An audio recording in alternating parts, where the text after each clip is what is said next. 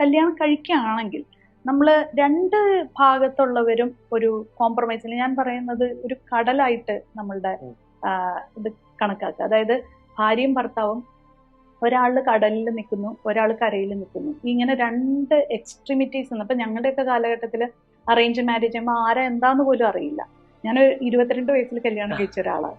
അപ്പൊ ഈ രണ്ട് വശത്തുനിന്നും വരുന്ന ആള് എന്റെ കരയിലേക്ക് നീ വരൂ എന്ന് പറഞ്ഞ് വാശി പിടിച്ചു കഴിഞ്ഞാൽ അത് പ്രശ്നമാണ്. കടലിലേക്ക് ഇങ്ങോട്ട് ഇറങ്ങി വരാൻ പറഞ്ഞ് ഞാൻ വാശി പിടിച്ചാലും അവിടെ പ്രശ്നമുണ്ട്. ശരിക്കും പറഞ്ഞാൽ ഇത് എന്താണ് ശരിക്കും സംഭവിക്കുന്നത് വെച്ചാൽ അതിന്റെ ഒരു ബ്രിമ്മുണ്ട്. ശരിക്കും കടലും കരയും ചേരുന്ന ഒരു സ്ഥലമുണ്ട്. ഈ രണ്ട് സൈഡിലേക്ക് രണ്ടുപേരും വരും.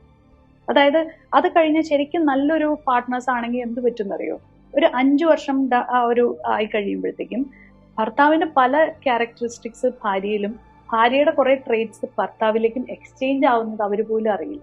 അതൊരു ബ്യൂട്ടിഫുൾ ആയിട്ടുള്ള ഒരു പ്രോസസ്സാണ്. അത് അങ്ങോട്ടും ഇങ്ങോട്ടും ഉള്ള ഒരു അക്സെപ്റ്റൻസും ഈഗോ ഇല്ലാതെ ഇരുന്നാൽ മാത്രമേ നടക്കുള്ളൂ. അപ്പൊ അതിനകത്തൊരു അൺകണ്ടീഷണൽ ലവ് നമുക്ക് ഫോം ചെയ്താലാണ്, അല്ലാതെ ഞാൻ അങ്ങോട്ട് വന്നാലാണോ നിങ്ങൾ ഇങ്ങോട്ട് വരുള്ളൂ എന്നൊരു ചിന്ത ഒരാളിൽ വന്നു കഴിഞ്ഞാൽ പ്രശ്നമായി. അത് ശരിക്കും പറഞ്ഞാൽ ആ രണ്ടുപേരെയും നല്ല രീതിയിൽ അക്സെപ്റ്റ് ചെയ്ത് ഈ കടലിന്റെ ആ ഒരു നടുക്കുള്ള ബ്രിമിലേക്ക് എത്തിക്കഴിഞ്ഞാൽ രക്ഷപ്പെട്ടു. അതുകൊണ്ടാണ് പല ലീഗൽ ആൾക്കാരും അല്ലെങ്കിൽ വക്കീലന്മാർ പറയുന്നത് 5 വർഷത്തിന്റെ ഉള്ളിലാണ് മാക്സിമം ഡിവോഴ്സ് കേസുകൾ വരുന്നത്.